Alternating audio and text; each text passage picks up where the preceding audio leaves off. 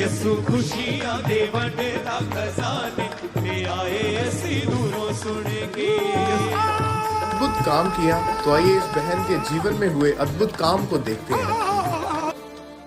Hallelujah, सबको जय मसीह। मेरा नाम संदीप कुमार है, ये मेरी बहन, इनका नाम प्रीति है। हम यूपी के अमेठी जिले के रहने वाले हैं। आज मैं इनके जीवन की सबसे बड़ी गवाही देने जा रहा हूँ। नवंबर 2024 की बात है। मेरी बहन को पहले बुखार शुरू हुआ, उसके बाद खांसी शुरू हुई, शरीर में वीकनेस होना स्टार्ट हो गया। जब हम इन्हें लोकल डॉक्टर के पास लेके गए तो डॉक्टर ने इन्हें पहले मेडिसिन दी, जो कि परमानेंट 15 से 20 दिन तक वो दवाई चली इनकी, लेकिन उस दवाई से कोई आराम नहीं हो रहा था। उसके बाद हमने 2 से 3 डॉक्टर और चेंज किए, तो उसमें भी कोई आराम नहीं। फिर मैं इन्हें अमेठी के प्राइवेट हॉस्पिटल में लेके गया। वहाँ पे डॉक्टर ने इनका ब्लड टेस्ट किया, इनके एक्सरे वगैरह हुए। उसमें डॉक्टर ने बताया कि इनके लंग्स में टीबी हो गया है। फिर डॉक्टर ने दवाई दे दी।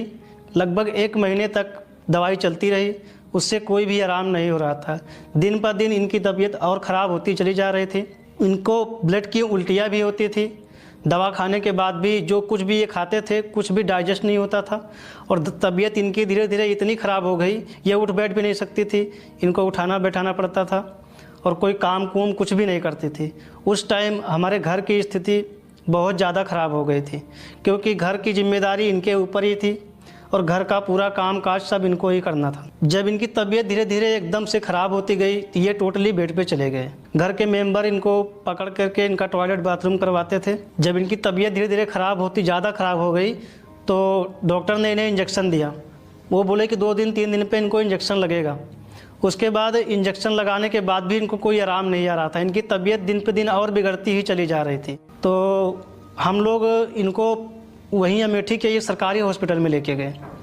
जब सरकारी हॉस्पिटल लेके गए तो वहाँ पे इनका डॉक्टर ने चेकअप फिर से किया और इन्हें फिर से दवाइयाँ दे दी। उससे भी कोई आराम नहीं हो रहा था। डॉक्टर ने बोला था कि आप इनका जो है खाना पीना और रहना फैमिली मेम्बर से अलग कर दो, नहीं तो ये इन्फेक्शन जो है आपके घर में भी और लोगों को हो सकता है।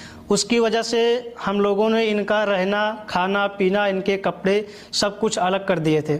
यहाँ तक कि इनके बच्चों को भी इनसे अलग रखा जाता था और बच्चे इनको देखकर रोते थे कि कब हम अपनी मम्मी के पास जाएंगे, उनके साथ बैठेंगे, उनके साथ सोएंगे और खाएंगे पिएंगे। जो इनके पति हैं वो काम के सिलसिले में बाहर रहते थे, तो घर का काम काज भी और बच्चों को छोड़ना जो इनकी सासू माँ है वो करती थी।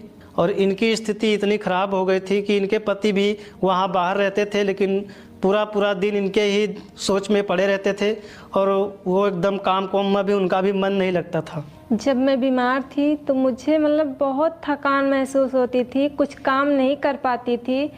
तो उसके बाद में जब मेरी मम्मी करती थी काम तो सब लोग यही कहते थे कि इनको क्या हुआ है। सब बोलते थे इनको क्या हुआ है जो इनकी मम्मी करती हैं काम, ये कुछ करती नहीं है, इसी पे ऐसे लेटी ही रहती हैं, क्या करेंगी क्या नहीं करेंगी। मुझे सब ताना मारते थे। मैं अपने बच्चों से मिलना चाहती थी, मुझे मिलने नहीं देते थे कोई। मैं ये सोचती थी कि मैं कब ठीक होंगी, कब अपने बच्चे के पास जाऊंगी। और इनके बीमारी के पहले इनका वजन 45 किलो था और जब ये धीरे धीरे इनका बदन पूरा शरीर सूखना शुरू हुआ और बीमार हुई, उसके बाद इनका वजन जो है 35 किलो हो गया था। और मैं पहले से ही खामरा चर्च से जुड़ा था, क्योंकि मैं रेगुलर चर्च जाता हूँ और वहाँ पर मैंने बहुत बड़ी बड़ी गवाहियाँ देखी हैं। वहाँ पे परमेश्वर के दास के द्वारा बड़े बड़े काम होते हैं। फिर मैंने फ़ोन में चर्च का जो लाइव वीडियो चलता है संडे और वीरवार को मैं इन्हें दिखाना शुरू किया और गवाहियाँ इन्होंने सुनी। उसके बाद इनका विश्वास बढ़ता चला गया। फिर इन्हें भरोसा हो गया कि हमारा यीशु मसीह ही हमें इस रोगों से शिफा दे सकता है। फिर मैंने अपनी बहन की prayer request ANM hospital prayer line पर सेंड की। तो 8 दिसंबर 2024 को जूम ऐप के द्वारा परमेश्वर के दासी ने मेरे बहन के ऊपर ले हैंड किया।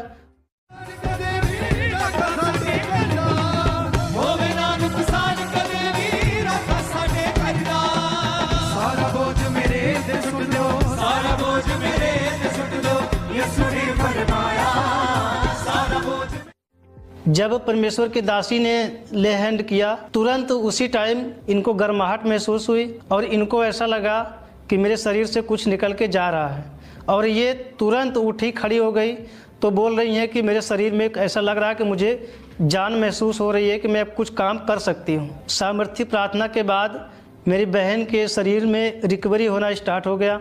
ये धीरे धीरे काम भी करने लगी, जो कुछ खाती भी वो सब डाइजेस्ट हो जाता था। इनको कोई बलगम भी नहीं आता था, कोई खांसी भी नहीं आती थी, कोई बुखार भी नहीं आता था।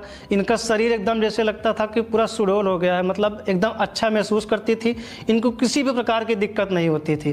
तब हम लोगों ने इनको लेके वहाँ हॉस्पिटल फिर गए, एक बार इनकी रिपोर्ट चेक करवाने के लिए। वहाँ हॉस्पिटल में डॉक्टर ने इनका रिपोर्ट निकाला, ब्लड टेस्ट हुए इनके, रिपोर्ट में सारा का सारा रिपोर्ट सब निगेटिव आया। कोई भी लंग्स में टीबी नहीं थी, कोई भी प्रकार की मतलब इनको दिक्कत कोई भी नहीं थी। एकदम जो भी था, जितनी रिपोर्टें थी वो सारी की सारी रिपोर्टें सब निगेटिव आई हैं, और इनके लंग्स में भी कोई इन्फेक्शन नहीं था। अब मेरी बहन किसी भी सहारे से टॉयलेट बाथरूम नहीं जाती है, पूरा काम घर का खुद करती हैं। उस प्रार्थना के बाद मेरे बॉडी में हल्का महसूस हुआ, ऐसा लगा कुछ निकल के चला गया मेरे शरीर से। तुरंत मैं उठी, उसके बाद में थोड़ा जो हल्का करना था वो करने लगी, तो मुझे थकान नहीं महसूस हुई।